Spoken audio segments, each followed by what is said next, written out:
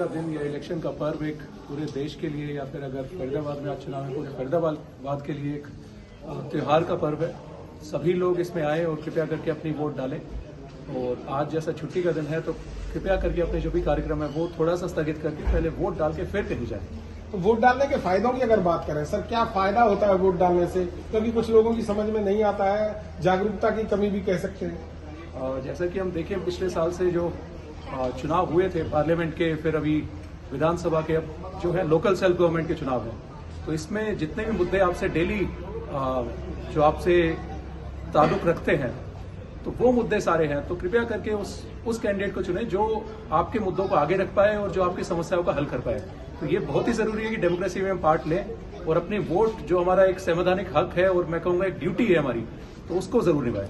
Sir, अभी तक की बात करें तो किस तरीके से चुनाव प्रक्रिया चल रही है? क्या कोई छुटपुट घटना की भी सूचना आई है अभी तक या नहीं? चुनाव प्रक्रिया काफी स्मूथ तरीके से चल रही है। जैसा कि हमारे यहाँ पे 1302 बूथ हैं, तो मॉक पोल में शुरू में हर बार जैसे देखने में आता है 1-8% किसी मशीन में थोड़ा सा इशू रहता है, वो तभी की तभी हमने चेंज करवाई है। या फिर बाकी भी अगर कोई भी छोटे मोटे अगर कोई इश्यूज आते हैं तो टाइमली हमारी टीम्स लगी हुई हैं, चाहे सेक्टर मजिस्ट्रेट हों, चाहे पेट्रोलिंग पार्टीज हों, चाहे हमारे AROs हों या फिर बाकी भी अधिकारी हों, सारे मुस्तैद हैं और कोई भी किसी भी प्रकार का कोई अनटूवर्ड इंसिडेंट कहीं सामने नहीं आया और पीसफुली चुनाव हमारे चल रहा है। आचार संहिता के उल्लंघन की बात भी आई है सर, पर्चे बिखरवाए गए हैं 3 वार्डों में, 40, 42 और 43 वार्ड में। इसमें जो कंसर्न RO हैं और ARO हैं उनको मैंने कहा है कि नियमानुसार सख्त से सख्त कार्रवाई करी जाए।